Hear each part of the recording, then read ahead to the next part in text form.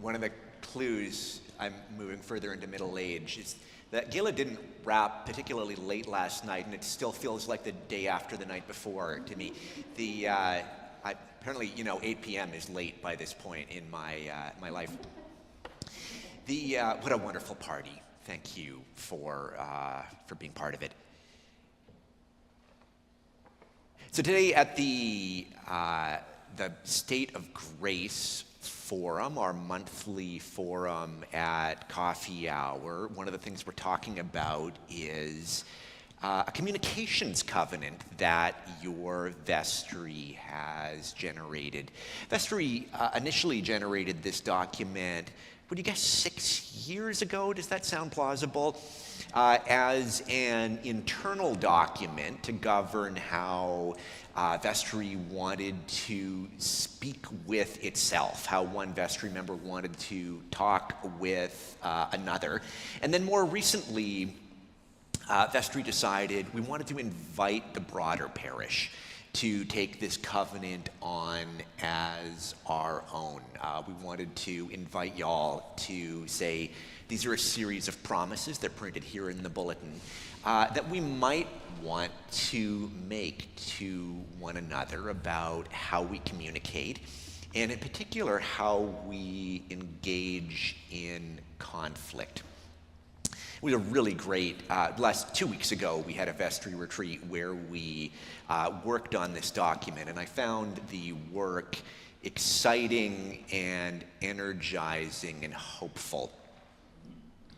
My buddy Phil is pastoring a church down in California, and he tells the story of generating a similar document to this one, one that would talk about communication and conflict, and posting it in the narthex being Pisca speak for the lobby.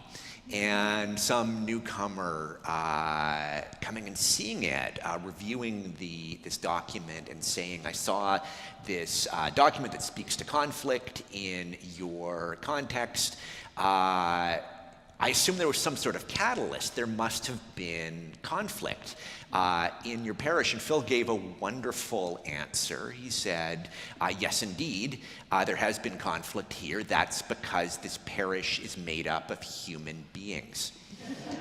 Conflict is a normal thing that happens when 2 or 3 are gathered together. We often quote Jesus saying that as though he were talking about the minimum number of folks required for worship. And maybe he is, but he's actually uttering those words within the context of figuring out how to have a holy fight, how to fight skillfully. And Phil is totally right about conflict being normal among human beings. I'm part of a cohort, a virtual cohort out of Virginia Theological Seminary, and so I gather together once a month with people who are clergy from across the nation. It's wonderful and encouraging, and one of the things that I learn is that people are human beings everywhere, and conflict is everywhere. It's actually a relief to hear that out loud, because I don't know about you, but imposter syndrome is a real thing in my life.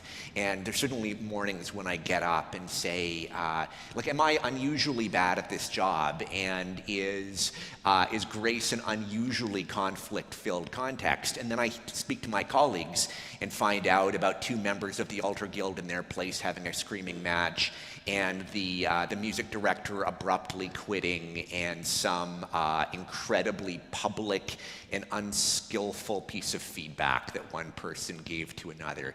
This is everywhere. And it was always this way. We hear today about Moses and the people in the wilderness, and the people are doing some complaining. Things were so much better in Egypt than we have them now. These are a radical set of rose-colored glasses these folks are wearing because Egypt was a context in which they were enslaved. But the food was good, right? The food was excellent. It was so much better then. I'm actually curious, because the tradition holds that the people were in the wilderness for 40 years. I wonder if some of the complainants were even alive when they were back in Egypt. And if some of them are actually doing that thing that many of us do, which is idealize a kind of golden period. Sometimes it's in our youth, but often it's before we were even born. Speaking of middle age, one of the weird things about getting older is meeting younger folks who idealize a time when I was around. And so I meet young people now who are like, oh, I wish I'd been alive in the 80s. It was like all the best bands were there, much as maybe tracking back a while, there were people who wished they were around in the 60s and could have seen the Grateful Dead. Or I met a guy born in 1920 who wished he was alive for late 19th century train culture and could take the train from Vienna and go waltzing, right? And I guess, sure, there were some cool things about the 80s, but there was enormous anxiety about nuclear annihilation. The HIV/AIDS was out of control and terrifying and deadly. Acid rain was on the news every night. The ozone layer was taking this beating. There was a lot of things that were not awesome about being alive at that time. So I'm curious if the folks are doing that. Regardless of the reason, there's this perfect time in the past, it's not now, and we're just angry about it. Paul talks about this as well, doesn't he? Paul is so often addressing, St. Paul is so often addressing conflict in his letters. There's a meme you may have seen. It's a joke, but it tells the truth, that says the standard structure of the Pauline letter has 5 elements. It says, grace to you, I pray for you daily, hold fast to the gospel, for the love of God, stop being so stupid. And Timothy says hi. That's the standard structure. So this is always, and I want to suggest there's a liberation in naming that. To name that conflict is a normative part of being in human community liberates us from the story that, oh man, there must be something really wrong in my family. Or there must be something really wrong in my neighborhood, or there must be something really wrong in our church, or who knows what. No, Phil is right. Conflict is part of being alive and being human.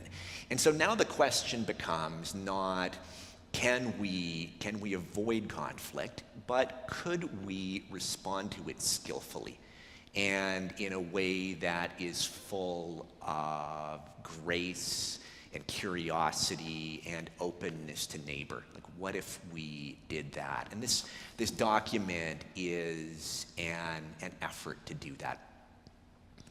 I want to wonder with you about why this work is hopeful, why it is hard or challenging. I have a few ideas about that. Why it's urgent, and then end again with hope. I want to suggest this work is hopeful in nature because if we were to learn to speak and listen with kindness and grace, if we were to learn to engage in conflict with kindness and grace, we would be developing a set of skills that would serve our entire culture. Right now, it seems to me in our country there's kind of 2 big tools available for us to respond to conflict. The one of them I'm going to call blow up. That is flying off the handle, that is making big accusations frequently on social media or some other forum, on email. You may have encountered conflict on email. Did any of you know what the CC field stands for on email? It stands for what? Carbon copy. So I thought that's what it stood for. But then I had a few conflicts on email, and I realized that CC actually stands for conflict compounder. That when you make a complaint and add the name of like every colleague and boss you can think of, you are expanding this conflict in a big way. So we have this blow up that's available to us. That's one tool that's available. And the other one that's available to us is cut off. I just can't talk to you anymore. I can't be with you anymore. In our society, we've elevated cut off almost to the level of virtue. I'm not going to be in conversation with folks like that. And the danger of that is that our neighbor gets reduced to caricature. Our neighbor gets reduced to, I don't know, kind of a movie villain or something like that. Actually choosing to get in relationship with neighbor and listen is incredibly important work. It can change things. There was a documentary a few years ago about, and it tells you it was a few years ago because I don't believe that either of these groups are really on the scene anymore. It was folks from that left the organization Move On. Maybe they still exist, but you hear way less about them today. And folks from the Tea Party. You don't hear so much. They've turned into something else, MAGA perhaps. And these folks agreed to get together and talk about what they had in common.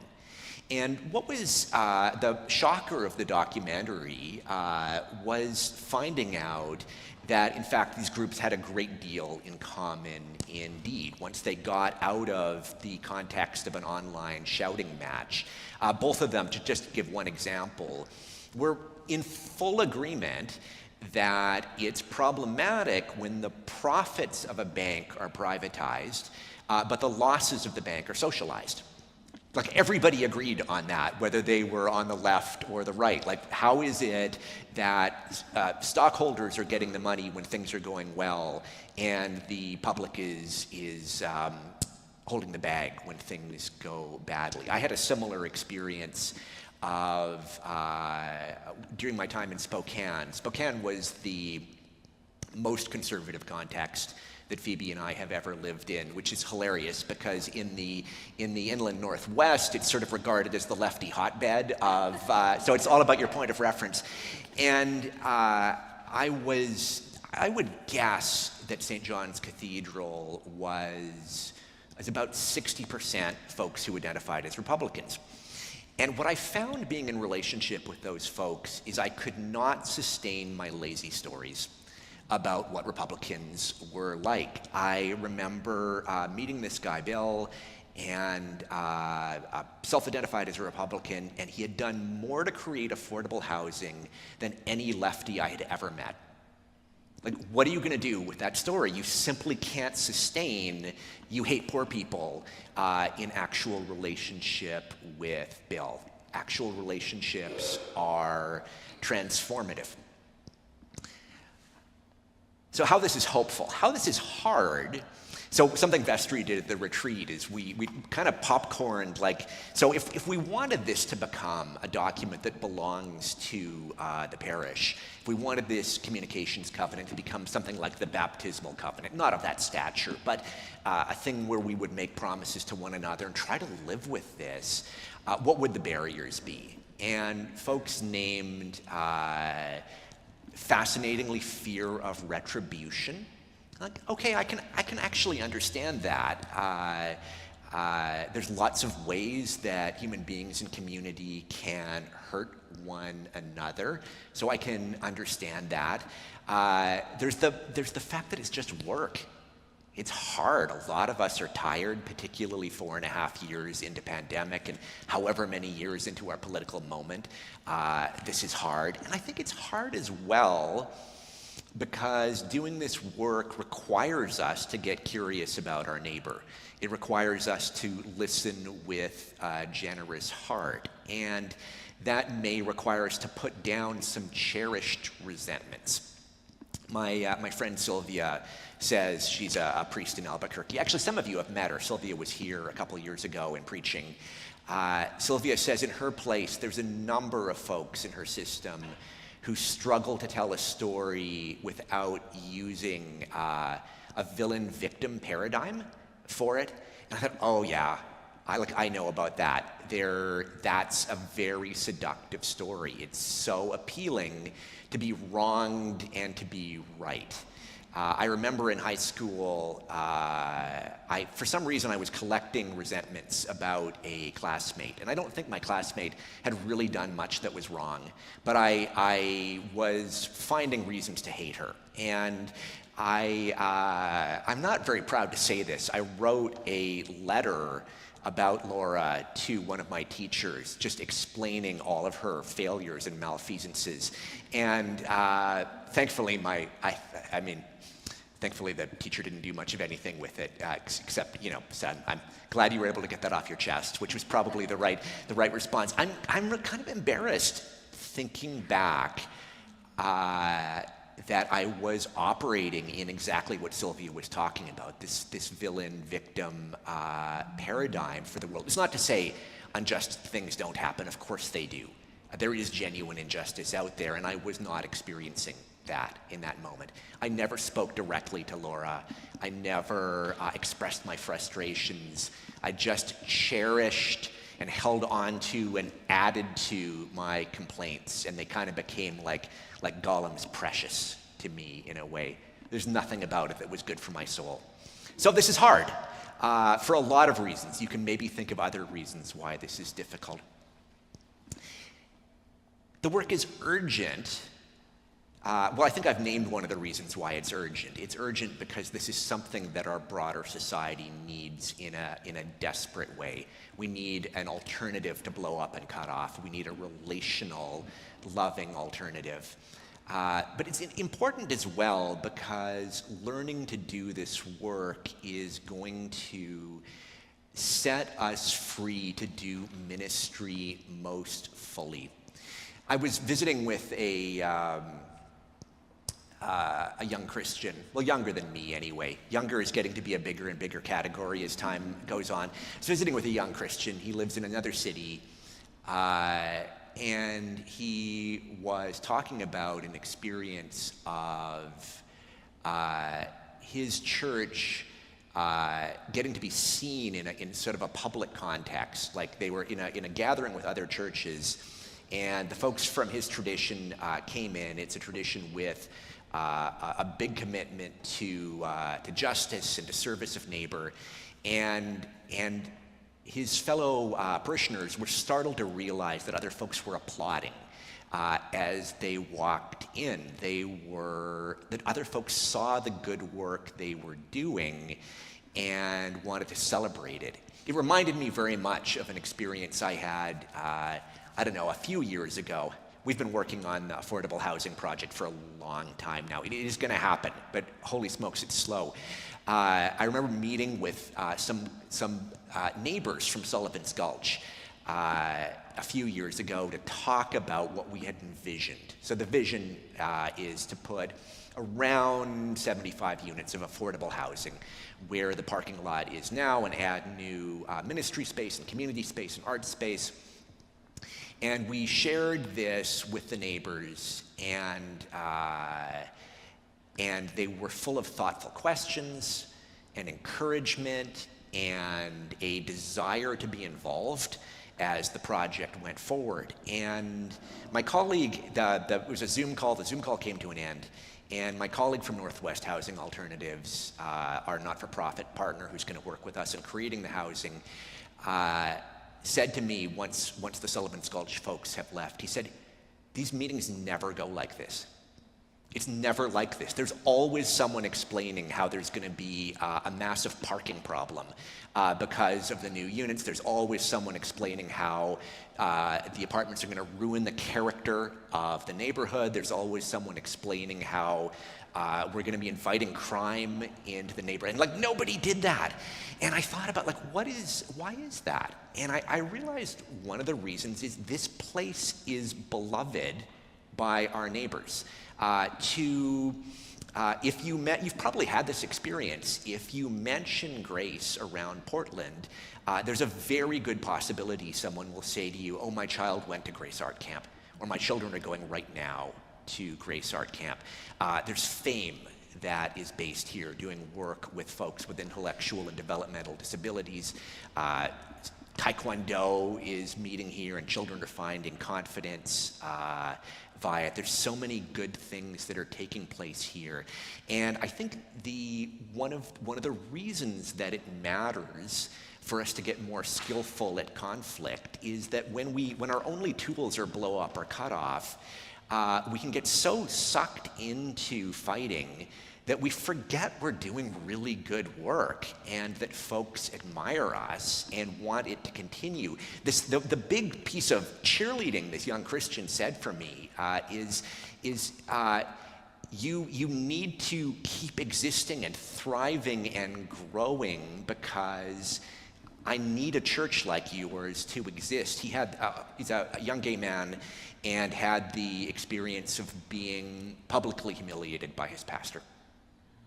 Appalling over his sexuality, and then found his way, thanks be to God, he did not give up on church. Jesus, of course, did not give up on him, and he found his way to church, and that was this big theme, is we need you. When people like me are in need of church, you need to be there. So one of the reasons to get more skillful is to free us up to do the work of ministry. Briefly, so Kevin, our senior warden, has asked that you bring the leaflet with you to coffee hour, to the forum, so that we can review this together. But briefly, let me name a few things that we're proposing we might take on as promises. We're going to practice gratitude. We're going to say thanks for the things that are going well. Thank you for an amazing gala last night. Thanks to everyone who worked so hard to make that happen. Thank you to the choir for helping us to sing twice, for all of the servers who are helping us to nurture beauty. Thank you for the borehole well project and your generosity. It is fully funded. $15,000 are in place. This is going to be a transformative gift in Liberia. The cathedral in Monrovia and the school associated with it will reliably have clean water now. Thank you for holding people in prayers. Thank you for the SAC lunch ministry. We could just keep on listing things off. There's so many things for which I am grateful. We'll practice problem solving. So in not just explaining what is going wrong, but what we might do differently. Here's an idea. Here is, I know what we could do. We've identified a deep frustration with the lack of a dishwasher. Let's raise money at the gala to get a new one. We're going to hold grace and one another in prayer. One of my colleagues, actually, from this colleague group out of VTS said they did a ministry fair similar to the one that Laura helped get us organized a few weeks ago. And in their case, the ministry fair was led or organized by an ex-evangelical, by someone who grew up in a different tradition. And one of the gifts that he brought to the Episcopal Church was remembering prayer. And so when he would contact folks and say, hey, I'd like your help with the ministry fair, he would also say, please pray that folks will come to the fair and it'll be a success. It's a worthwhile reminder.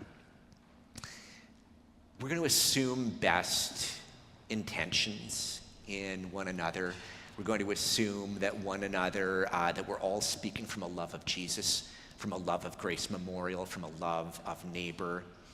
We're going to share feedback in a timely fashion. Oh, that's hard. That's hard, isn't it? Remember saving up those complaints. Boy, I've done that so many times, and now I'm angry at you, and I finally have to blow up and say, you know, that thing you did in 2020 is just, it's so hard. It's so hard to be on the receiving end of that conversation. It's good to be able to remember what went wrong, and ideally to be able to change it. As much as we can, insofar as it's safe, we're going to engage in conflict directly. Laura often talks about the longing to live in a community where we talk to each other, not about each other. We're going to maintain appropriate confidentiality. When we're in doubt about the intentions behind someone's words or actions, we're going to ask rather than making up a story. Again, that's a hard one, right? I like the stories. I like the stories of the villainy of the people who are not behaving the way that I want. But what if we get curious? I don't know about you, but there's something so alienating about being told what's happening in my head or what's happening in my heart. And last of all, we're going to model these promises in our actions.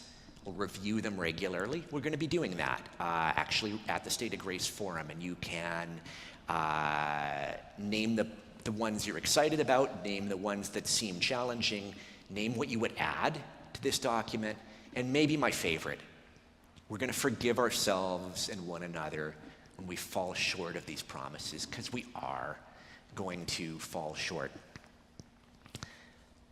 So I said I would end with hope. And I want to say I find this work energizing and exciting and hopeful. And I think one of the reasons, it's probably not the only reason, is I spend a bunch of time thinking about, like, why church? Why do we do this? There is yes, it's lovely and wonderful to see everyone, but we could also see everyone at a restaurant. There's a reason we're doing this particular thing called church. And I think one of the reasons is we're trying to develop the skills, develop the capacity, develop the hearts for inviting the kingdom. Bring forth the kingdom of God. Didn't we just sing that a moment ago? And what if church was the sort of place where we developed skills that could take us beyond blow up and cut off, that brought us to a relational way of engaging in conflict, to say, I love you enough and trust you enough and want to be in community with you enough that I'm going to risk putting down my villain victim lens. I'm going to risk putting down my stories. I'm going to risk telling you the truth and engage in a direct and loving conversation with you. What might that look like? Is it possible that if we took these promises on, we might have the privilege of inviting God's kingdom just a little nearer?